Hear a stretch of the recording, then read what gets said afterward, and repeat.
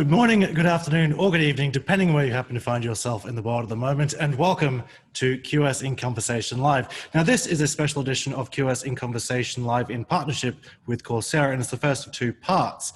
This episode will be looking at digital transformation in universities, equipping Eastern European students with the skills of tomorrow. And joining me to discuss this, we have Natalie Wild, Director of University Partnerships at Coursera, Olga Mamaeva, Deputy Head of E-Learning HSE University, Peter Sokal, Directorate for Academic Affairs at the University of Szeged, and Ekaterina Lubimova, Director of Digital Content Services, University 2035.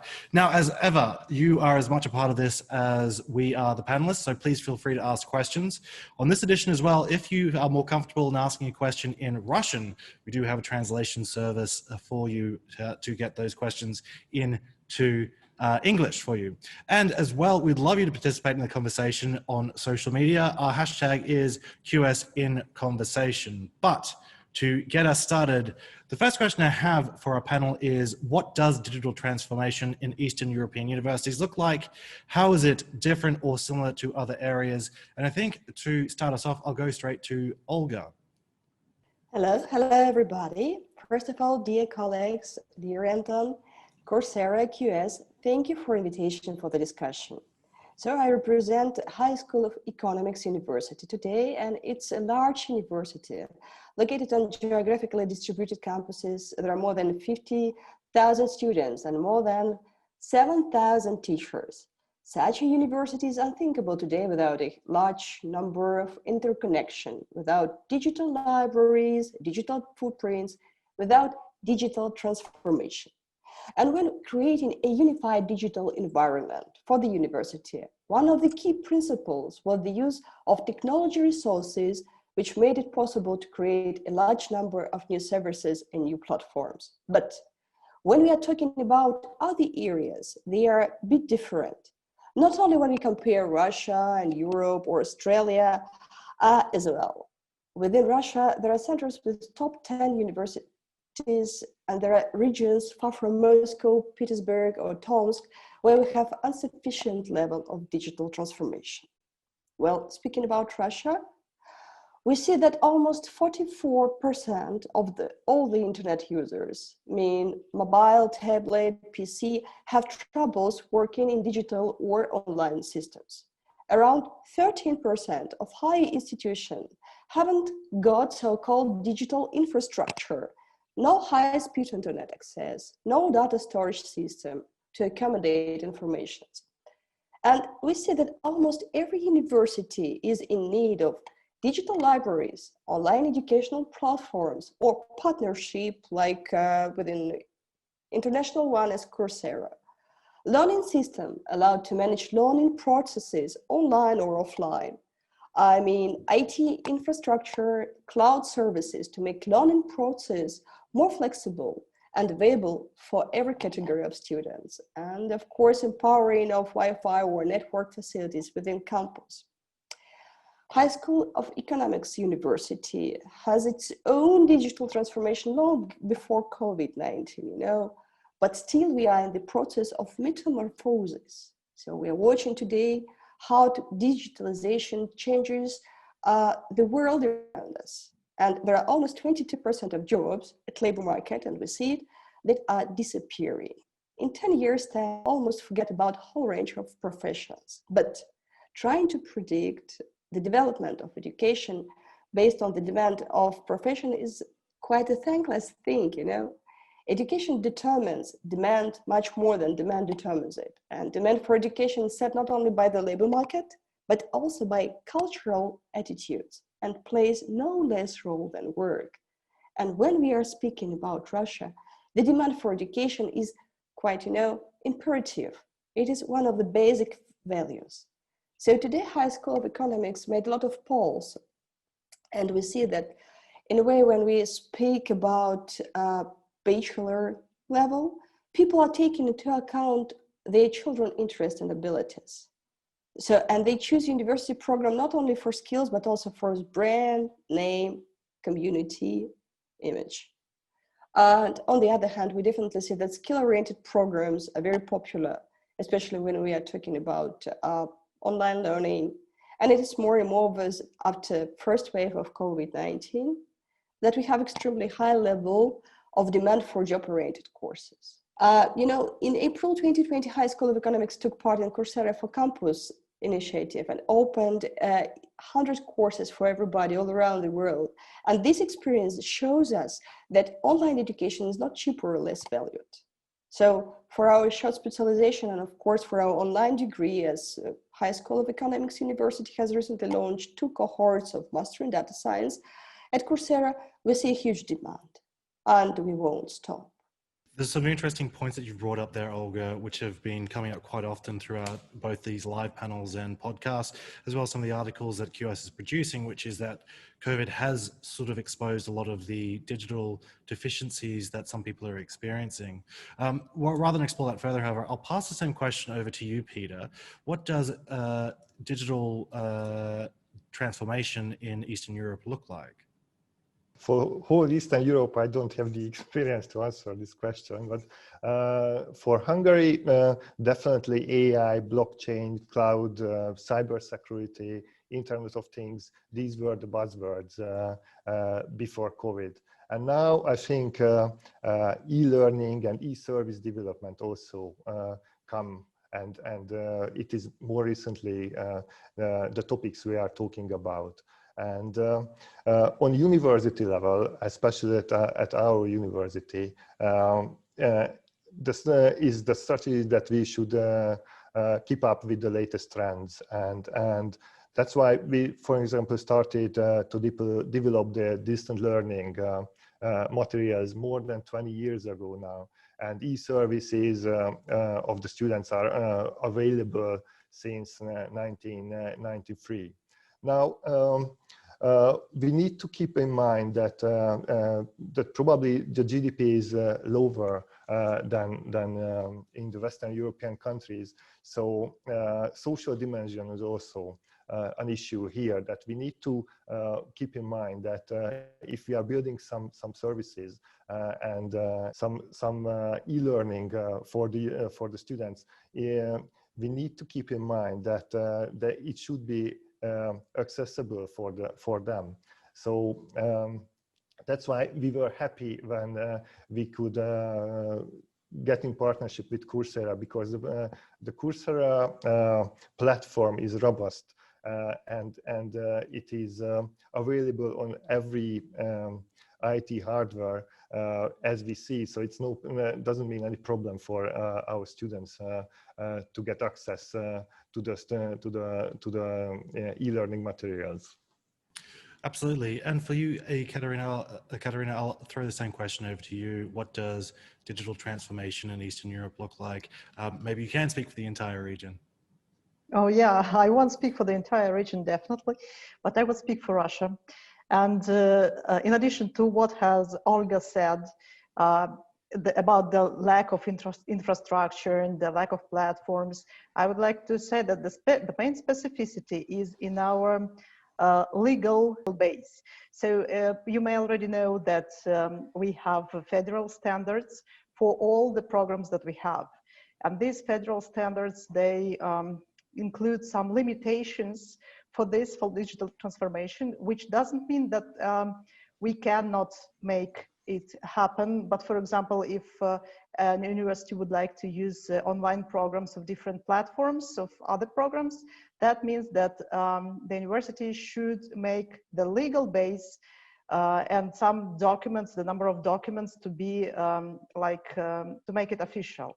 So this is probably the first specificity. And the second one, the distribution of the workload of the professor depends on the number of hours he or she spent in class. And that means that if a department includes the online course in their activity, they're a little bit afraid that their workload will be lessened and they will earn less.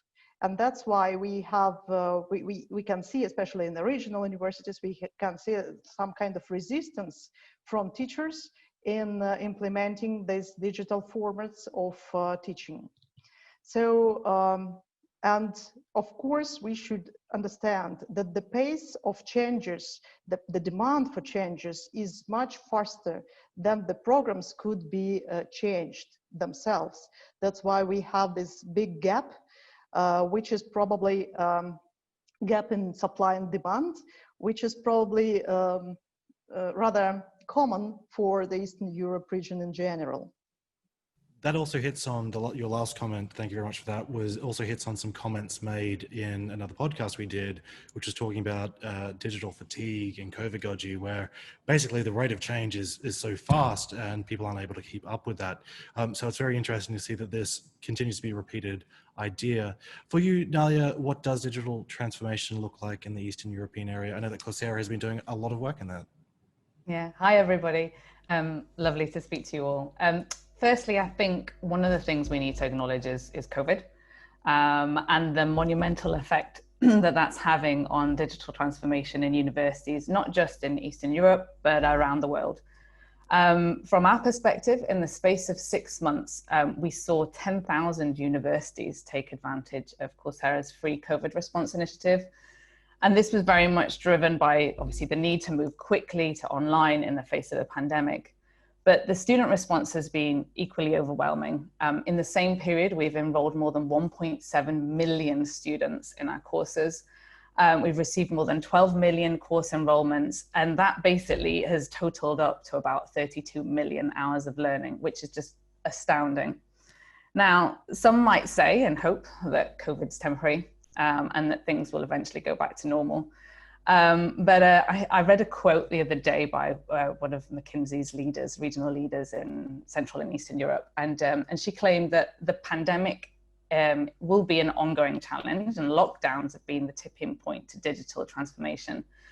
But not just because the situation has changed the solution to digital, but because it has made the solution so much more important. So just like we need to move to contactless to keep ourselves safe, so we also need to try to be innovative in our education in order to keep learning effective. Now, whether it be that we need to move quickly to digital education because of the pandemic or not, we have a tremendous opportunity right now to seize the moment and redesign the way in which education is conducted, be it through credit-bearing blended learning or flipped classrooms or enhanced curricula for additional courses online, or even how we might work together across universities or industry or with tech companies like ourselves. What we need to do is start looking at how we can design efficient solutions that can enable professors to really focus on high-touch learning, allow institutions, universities to broaden their curricula and enable our students to shine. So that's in general, and this opportunity spans the world. When it comes to Eastern Europe and digital education, from what I've seen, higher education institutions are more willing to innovate in digital education than potentially in other markets in which we work.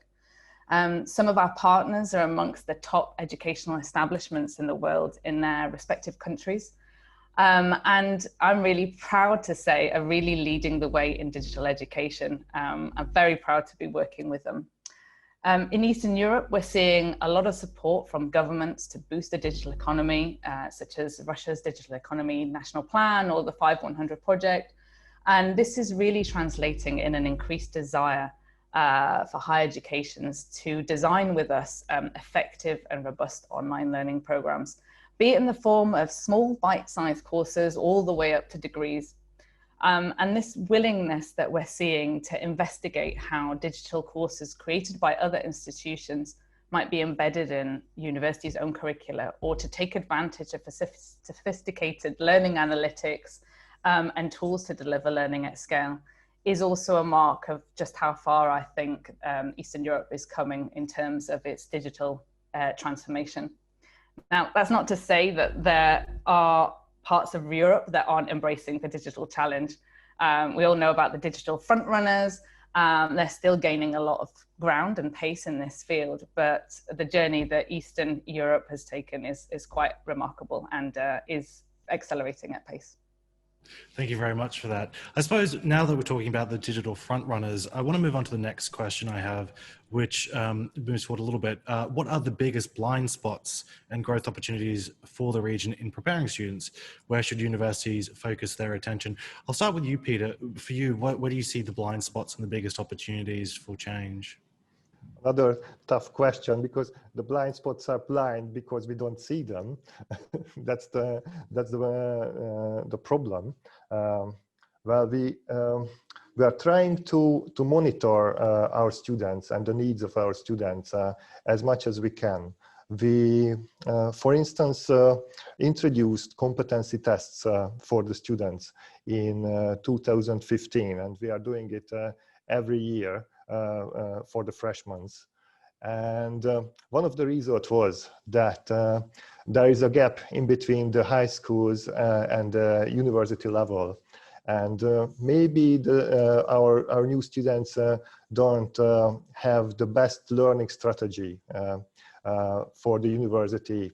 And there came an idea that we should introduce learning methodology course for them. And here Coursera came handy, because Coursera has the biggest course on this topic, learning how to learn. The problem was that, and you probably know that there is a language barrier. Hungarian students don't necessarily speak confidently English. So we had to make a decision and translate the learning how to learn course into Hungarian and make available for the students. So these steps came, I can say, naturally now after a year, but at the moment when we had this decision, it was very unique and pretty straightforward for us. Thank you very much for that. And I'll remind the audience as well, you can ask a question of any of our panelists through the Q&A function. And on this episode, you can also ask in Russian, and we'll have that translated into English so we can answer your question. But I'll pass to you, Olga. Where do you think the biggest blind spots and opportunities? Are there any things that you're seeing that others aren't identifying at this point in time? Well, it was about a week ago, as I remember, when English media told us that the most popular course was how to be happy. Am I right? Not how to learn, but how to be happy. Well, and I think that in all this digital transformation, the biggest and the blindest point is how to be happy with all this thing. And so in simple words, students are afraid to be isolated, unemployed, and poor, as everyone else. And to avoid it, so we should change the focus of the university to develop stability in interaction with market and industrial partnership, to make horizontal interaction of universities through associations and other forms of cooperations, to be able to ensure the development of common guidelines, coordination in solving common problems, to look through project-oriented education, practice developing soft skills, empathy, being happy, communication.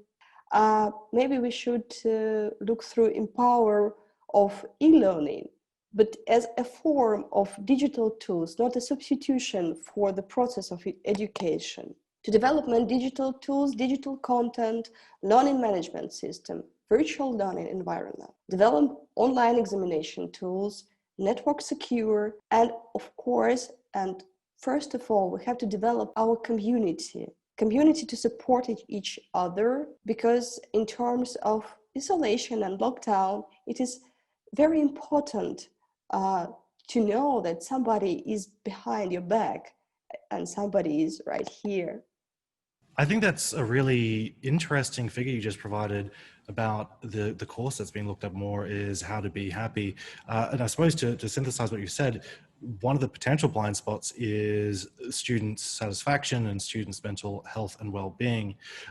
Now, considering we are talking about equipping students for skills of tomorrow, I'll pass over to Nayeli with the same question about what sort of blind spots are there at the moment and what are the biggest opportunities for digital innovation. I think according to McKinsey, when we're looking at GDP growth in Eastern Europe, it's been driven by two factors. One, employment, the other, rising productivity.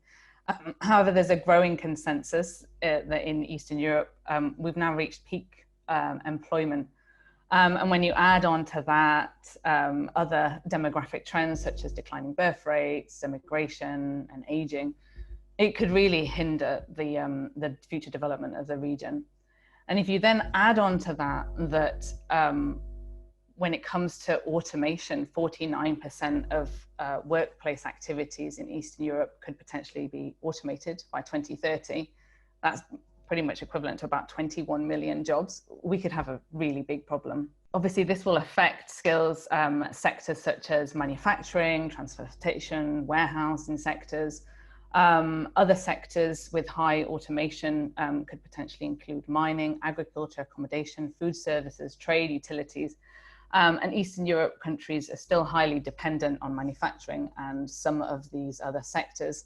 So there's a pretty huge risk here. One of the biggest blind spots or not, and things that people are thinking about or should think about is how we need to be embracing this. So in light of this, I think it's important that Eastern European universities and companies can ensure on the rapid reskilling and upskilling of their students to prepare them and the workers within countries for the changes ahead. Now, it's important to note that we're likely to see occupations changing due to automation rather than being eradicated completely. And therefore, people will need to learn how to work more closely with technology than they do today. And those people that are skilled in digitalization will find it easier to gain employment in the future. But as the economy continues to grow at a rapid pace, and I think Olga mentioned this in her opening, it's moving so quickly and we're not able to keep up. People will need to be expected to continuously keep up to date with their learning in order to remain competitive. And for me and us at Coursera, the mindset of a lifelong learner will be more important than ever. How universities and employers can support that mindset with regards to learning will be really important. Tomorrow's labour market will require more flexibility from the educational system. And that might mean shorter periods of study, potentially combined with work to fit around family life, stackable hands-on learning courses that prepare learners with the skills needed to be successful either in the workforce or as innovators or entrepreneurs. Be what it may, it's fundamental to keep on reskilling and upskilling and develop a culture of lifelong learning so that we can keep up with the pace of change in the world.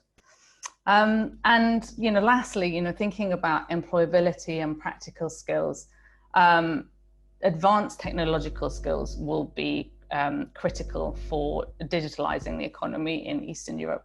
But equally, we're seeing a real rise in the demand for social and emotional skills we've referenced thus far in our discussion. But also skills such as leadership and management, entrepreneurship, initiative taking, creativity, critical thinking, all these types of soft skills will be particularly important for us to develop as they're really hard to replace by technology. At Coursera, as many of you know, we believe that the way to foster progressive ideas and innovation is to equip students and graduates with the practical knowledge and skills they need to be developed to be successful in the workplace. And where best to start this learning than at university and other institutions, in fact. We think that higher education institutions have a duty to cultivate strong innovators. And it's fair to say that we've still got a way to go. Some universities are still focused on theoretical rather than developing real problem-solving skills and hands-on learning. But I think this would be a key piece to evolve in the way in which we treat education. And from our point in Coursera, we really believe in applied learning, practical learning. We've recently launched something called guided projects, which are essentially short hands-on learning courses that bring application to life. And we did this because we realized that learners were getting enough knowledge and theoretical concepts, but what they really wanted to do was delve further into their subject and use a more real-life application of their learning. And looking at the kind of studies and the output and the efficacy of this, what we've realized is that after students get that hands-on experience, they feel more comfortable with the learning itself and the application of it, and are more motivated and confident to keep on progressing through their career. There are lots of many options for universities to look at digital education. It's just about kind of taking the plunge, experimenting, and seeing what works best for your students and institutions. Thank you very much for that. And I think it's also a timely reminder that while COVID-19 certainly has pushed the digital transformation in universities to the front of mind because we're being forced to do it, a lot of what you've already discussed, or a lot of what you just mentioned, was already being discussed for many years earlier to this as well. But for you, Ekaterina, where do you see the blind spots and biggest opportunities for the Eastern European region are? Thank you for the question. Actually, I do believe that the biggest blind spot here is the lack of resources of universities in general, and especially regional universities in Russia which do not participate in some federal programs and do not have some special federal support. And they don't have experts and specialists in the areas that are coming and at the markets that are developing at the moment. That means that they cannot overcome, like in a 1 minute or just like in a second, this gap that is that becomes bigger and bigger in their regions and in Russia in general. And thus, I believe that there could be a solution in networking programs and using the resources of some inner organizations like Coursera and like other platforms, and which are easy to implement and rather cheap to use, and which would be supported and be in the framework of the local legislation and the federal legislation. So this is the first blind point, the lack of resources. They don't have these resources and they don't have a place where they can take it. So the second blind point, I would say, this is the tolerance to uncertainty. That means that we do not know what happens next. We do not know when the pandemic is over, and if it is over in general. Yeah. So if the vaccine is efficient or not. So we live in uncertain conditions at the moment regarding the labor market, regarding the skills that people need. And I do agree with what Naeli said about their soft skills, competences, and this need. So, and probably the third, but not the least point is that blind point is that we have evolution of process of education in the process of development. So we are not talking about education, probably we are not going to talk about education any longer. We are going to talk about the process of development during the lifelong learning. What it's not a new brand and not a new trend. But now it is very obvious that the profession a person gets during his or her bachelor and master degree is not a profession for life, it's a profession just for the next probably 5 years. And that means that probably we should not spend so many time on the learning and getting the first bachelor degree. So why shall a young man or young girl spend 4 years of their life to what will be out of date at the day of their graduation?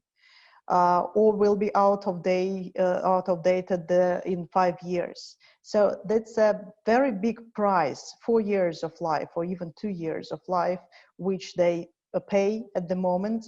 And I think that will be a new trend in short programs. I do not say short additional programs, as we say it in Russia, like dividing university programs and additional programs.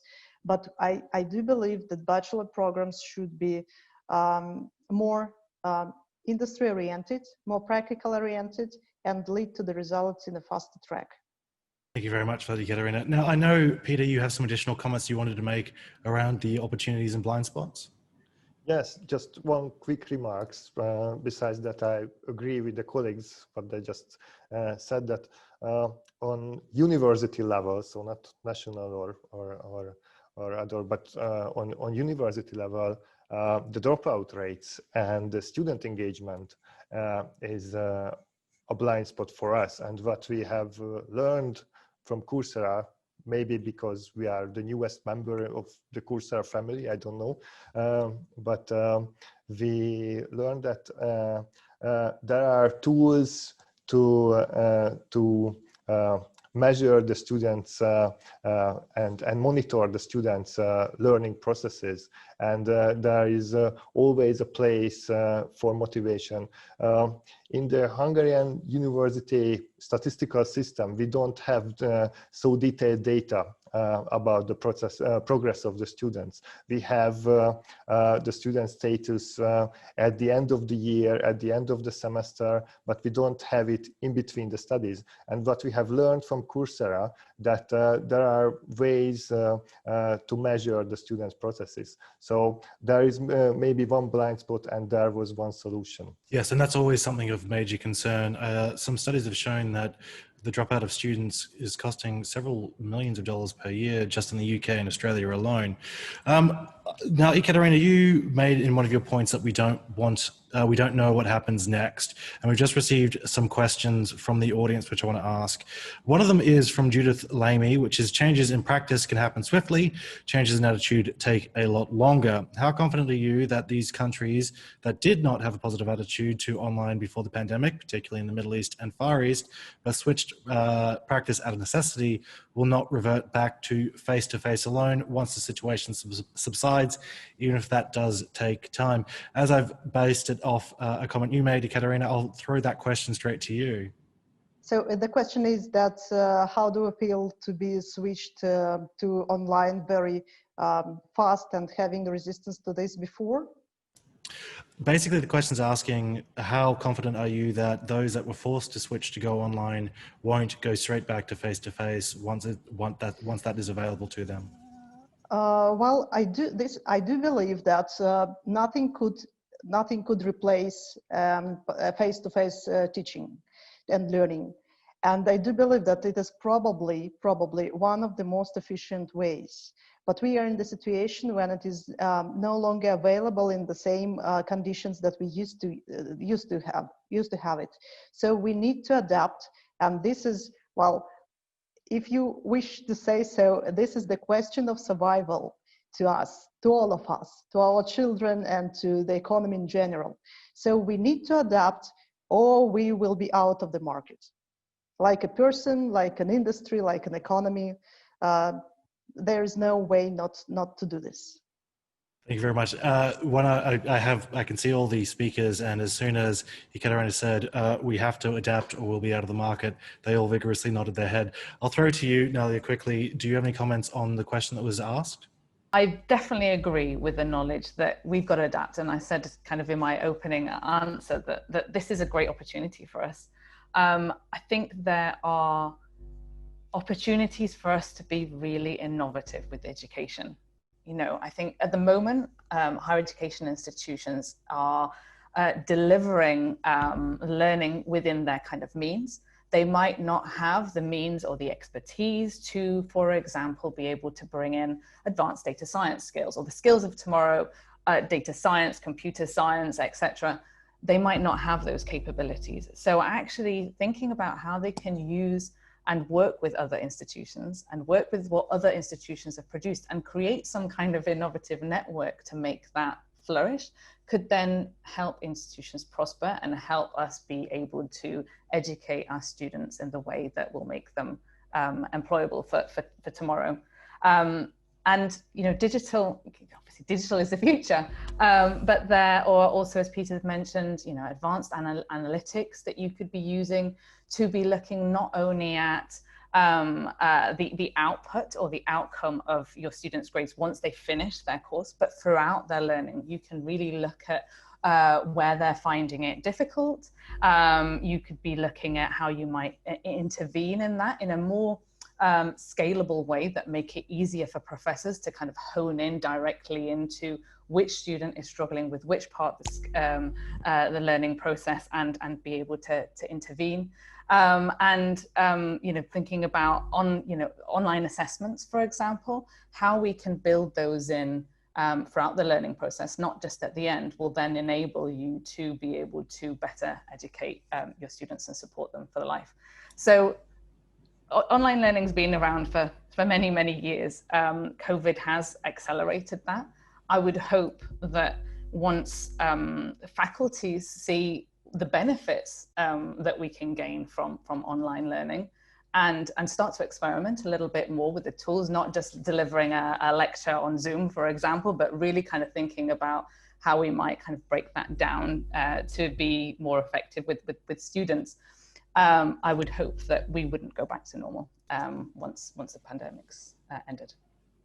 Well, at least some level of normality, maybe not just only in the education space. Olga, do you have any comments around the confidence that those that were going online now because they're forced to do so won't just go back to face-to-face?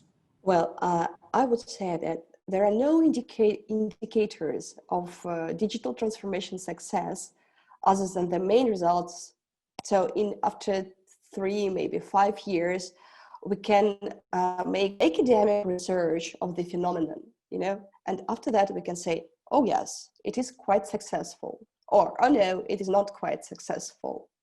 So in the very beginning of December, we are gathering in our eSTAR Summit all the people, experts and researchers in e-learning, just to think about what is the phenomenon of education today. So I think that after that, we can summarize some things. Absolutely. And finally, Peter, do you have anything to add to the question? Yeah, I absolutely and strongly agree with Olga that this is a great opportunity, probably the greatest opportunity in the teaching history that we need when we can rethink that why we are doing what we are doing and how what. If we find, we can really go deep and ask ourselves why we teach the way legal studies, medical studies, I don't know, astronomy, biology, the way we are doing it right now. And maybe there are other ways to rethink these and reorganize the teaching, the methodology at the university. Thank you very much. We're entering the final 20 minutes. Don't forget, if you would like to ask a question to the panelists, you can use the Q&A function and we will try to get to those. And also join us online with the hashtag QS in Conversation to get that conversation to continue going after this event as well. Now, Naili, you mentioned one comment, which was, where better to start learning employability, innovation than at university, which leads me to a question I had written down, which was, when is the best time to begin preparing students for graduation and employability? Is it in their final year or is it at the very start? I'll throw to you, Naili, if you have any comments on that. Okay, yeah, sure. So I think an important factor to consider when we're thinking of students' needs during their academic program and the employability that they might get and the skills that they might need to become employable in the jobs market, you need to really think about that from the beginning. Speaking from personal experience, I had the privilege of attending Oxford University, And I like others, when I finished, I didn't know what I wanted to do after graduating. I started my job search from scratch, and it took me a long time to find my career of choice. From my experience, the exploration of different areas in the working world through courses or studied alongside a degree might have helped shape my decision and my learning. I think university isn't just about developing your mind in a particular subject or developing critical thinking or analysis or whatever that might be, but also in developing yourself as a human being and preparing you for the future. And thinking practically when it comes to knowing what you want to do and starting to gear yourself up for that. You might be starting on a road of internships or other things to start to kind of bring you slowly into the world of work. All those start before the final year. And if you don't have an idea of what you want to do, or even any grounding to help you prepare, get that internship, then like me, you'll finish your degree and you'll be starting at zero. So I think pretty much you need to be starting that, from the beginning of your career. Ideally, we need to be educating our learners with the skills of tomorrow right from primary and secondary school. Another personal example, my daughter, she's 6. She is doing extracurricular activity in robotics. How incredible is that? But starting to think and help children and young adults think about the world of tomorrow right from an early age will help them become more prepared. Peter's obviously already said that you finish your degree. People aren't necessarily completely satisfied with the amount of preparedness for the workplace that they may have got, and that's evident in loads of statistics. So how we can basically hone down what students are looking for, what they might get out of the degree, and be able to kind of combine that with employability skills and help them start thinking about that, be it for an add-on to their degree or alongside it or woven into the degree, I think would be essential for students. I don't know if that's helped answer your question.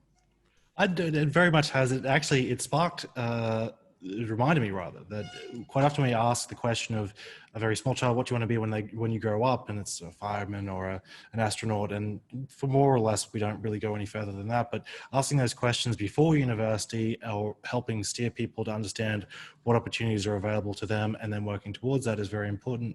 Olga, do you have anything to add to that as well? When is the best time to start teaching these sorts of skills? So I would say, I would like to add the other thing, that almost 90% of our employers believe that university graduates lack practical knowledge and skills. So first of all, our students are ready to work and they are thinking about how to employ. We have a kind of, career development center with which students can interact from the first year of study and so on. But when we look around, yes, and when we are asking employees are not sufficient. So, and this is a kind of dichotomy for me. So maybe we should prepare not only students, but we should prepare also employees to get the students, And this is the question of ecosystem. We have to we have to make a kind of a very strong collaboration, not only within the other regional universities, but also with industrial universities, industrial partners. Thank you very much for that. Peter, do you have anything else that you'd like to add to the question around when's the best time to start considering graduate employability? Just one thing came to my mind that in some cases, students think that they are ready. Especially, maybe it's only in Hungary, I don't know how is it in Russia, but in Hungary, the dropout rate of the IT students is huge. They leave the university without graduation after the 3rd or 4th semester. And because IT companies buzzing around the universities and whispering to the ears of the students that you are ready, you don't need the graduation, you can come and work and you are a ready programmer. Well, at the university, we are thinking that we need to explain them that maybe this is not necessarily the truth, or we need to change ourselves and the strategy of the university and make them available a way to come back to the university and finish their studies with and building on the experience what they have done at the IT companies. So probably the university and the education will change fundamentally, and it will develop together with the industrial partners in the future. Thank you very much for that. Now, we do have a heap of questions coming through, and if you'd like to continue the conversation once this finishes, we still have just over 10 minutes left. Use that hashtag QSInConversation. We've received one from Yana Drapkina Hara, who's asked, building knowledge and skills are not the primary reasons for many students. Students choose to do a degree to build network, have a university brand on their CVs, become part of university's community, etc. Can these less tangible but very important assets be built digitally as well? And I'll throw to you, Ekaterina, to see if you have any thoughts on that question. Oh, yeah, thank you. Thank you for passing it to me first. So I completely agree with Jana, but at the same time, I would like to say that there are some online compensatory activities that could be still be available during the online learning. For example, networking. Okay, you have LinkedIn. You have Facebook, you have just other social networks where you can make your community and where you can express your ideas. Then university brand, right. This is a very important issue, and Higher School of Economics, of course, is the very good example of it. But at the same time, university brand is not obligatory in university. For example, Yandex, this is an IT Russian company, rather huge and rather famous in Russia and worldwide. They are having their platform and their education as well, and their certificate is also valid, not less than university one, although it is not a degree. And as we know, Google has started to take employees with their certificates without university degree. They say that our certificate is equal to university degree and takes less and costs less. So as far as brand is concerned, it's not obligatory in university any longer. And the third asset, being a part of community, yes, probably this is the part which could not be substituted by anything else, being a part of university community, but it is rather possible online if you make, and you and the university make special efforts for that.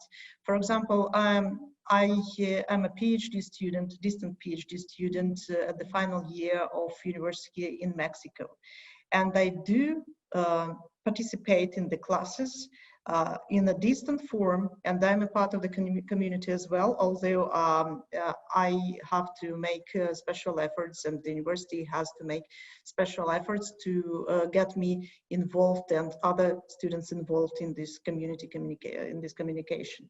So I do believe that Jana's question is probably the most important here, speaking about online education, because it's like about what is a human being is inside, what is the most important thing, what are the most important things in life apart from knowledge and skills. Yeah, and thank you, Jana, for this question and letting us think about it. And thank you very much for your response, Katerina. Nayali, I think that you probably have some comments to make on Jana's question as well.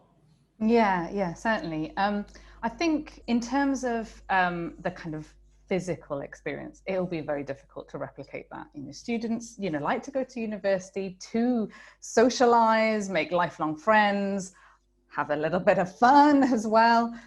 those things will be very difficult to replicate in an online environment, but you can get a little bit closer there. So, for example, thinking about some of the degrees that we have on Coursera, one very exciting degree that I would like to do at some point in the future is one by HEC Paris. And the way in which that degree is being built really encourages students to work on projects together across the world.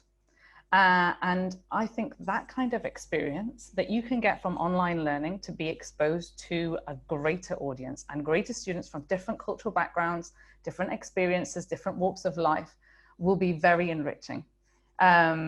And basically widens your scope from just your country potentially or your physical institution to a much broader audience, which will be much more enriching in the long term. Online education is becoming more sophisticated. So there are forums that are built into the courses and the degrees. Students have the ability to message each other through Slack. There's still the opportunity to build up those networks and that community within an online environment. And then from a personal perspective, you know, since the pandemic's hit, you know, we've been bringing on a lot of new people through recruitment for Coursera. And a large number of my team I've never met in person before. I've only met on Zoom. And interestingly, I feel like I know them very well, probably even better than if we were face-to-face. So I think it's about changing the perception. Students will begin to realize that and come out of their comfort zone, think about different ways of doing things. But I do think it is still possible to build a community and network through online. And then when it comes to brand, a lot of top higher education institutions are developing online courses, online degrees, so you can still be able to achieve that kind of brand value that you would have got if you went to a physical university. Thank you very much for that. Now, Olga, I know that you have some comments to make about this as well, if you'd like to make those. Oh yeah, so, I would like to add that when we are talking about community, it's not only students' community. So for example, this year it was a kind of a new project, digital volunteers. So we implemented it when students help teachers and with technical issues, and even Moscow City. So I mean, Moscow retirees, students and volunteers taught them remotely how to work in various applications or to practice in a foreign language, not to be alone. And it shows us that university can do a lot for urban society, you know, for urban community. And this is the way how university online can show its power in development, sustainable environment as well. Thanks, Olga. And Peter, do you have any comments around the brand and community? Yeah, just one final remark that these facilities are usually very expensive. So we need those institutes, which we call universities, which owns botanical gardens, dormitories, special laboratories, cafeterias, libraries, assessment centers, and so on. And probably what will change is the education that will transform into something else, probably to lifelong partnership. Thank you very much for that, Peter. Now, we are very quickly running out of time. We have about 4 minutes left. So I'm going to ask the final question I have, which I think is the easiest to answer, which is, how will the skills needed for tomorrow change the face of universities today? To start us off, I'll go back to you, Peter. How do you think that universities will be changed by the skills needs? Well, that's probably what I basically said, that the university won't change as an institute, but the methodology and all the principles will probably change in the future. Perfect, thank you. And Ekaterina, how do you think that the skills needs of tomorrow will shape universities today? I do believe that soft skills is the primary focus. This is the first one. Second, the so-called technological skills, including artificial intelligence technologies and everything which is similar to that, including database technologies, that will be the leading, that's an obvious trend, that's the leading competence that people need, even if they work in journalism or politics or culture and some not IT related area. And of course, the competences that Nelly has already mentioned in the previous questions, like creativity, like proactive position. So those things that could not be taught like in school, in university, on university level, but could be taught in the process of education, the process of development, yeah? So that's very important part of life of young people, and not only young people, all people who would like to, who wish to develop and who see that the world is changing and who wish to change with the world, together with the world. Thank you. Thank you very much, Ekaterina. Olga, I'll throw to you. How do you think that the skills of tomorrow will change the universities today? Well, my colleagues have almost said everything. So, of course, university education must become more closely connected to the fast-changing labor market. And of course, business, technology, data science skills give students competitive edge in the workforce. Skills across all three domains should be incorporated into higher education. Of course, we have to think about personal or individual trajectory of education. So it means project-based education is quite well, and we have to think about that. So I think we have to keep in mind the ultimate goal of these changes, you know, and to work with a culture of innovation in a team, maybe in a team with Coursera, with the University 2035. Thank you very much for that, Olga. Katerina, do you have any other comments you wanted to make? I saw you raise your hand just then. No, I was just waving that I do agree. Perfect. It's good to see we have agreement. I think that I'll leave the final comment to Nelly. Nayali, sorry, I've been getting your name incorrect all episode. I'm sure that Coursera has some very good examples of the way in which the skills of tomorrow are changing the universities of today. Yeah, sure. I think my fellow panelists have basically said everything there is to say around that subject. I think the skills of tomorrow, as we've discussed already, are how we can approach automation and how graduates can become more technologically savvy, how we could be looking to develop computer science skills, business skills as well, to enable those computer science and data science specialists to prosper in their workplace. But I think lastly, without forgetting all the kind of soft skills, critical thinking skills, etc., the bit that I really want to end in with is the lifelong learning piece. I think that is the most fundamental piece that we'll need to change. Some universities are already changing that, which is fabulous. But if we can all kind of move to how we can really break down education and be able to fit around people's lives so that people are continuously learning and being able to do that with their families or with their interests, will be a more prosperous economy all around. I think that's the perfect point to end on. Thank you very much for that. And thank you very much to all the panelists for joining me on this week's episode. Thank you, of course, to the audience for participating. Now, if you enjoyed this and want to find out more about the exact same topic, but for the Asia Pacific, so you can compare some of the skills required for there to Eastern Europe, we will be doing another In Conversation live on November 19th. Go to qsinconversation.com for information on how to register that.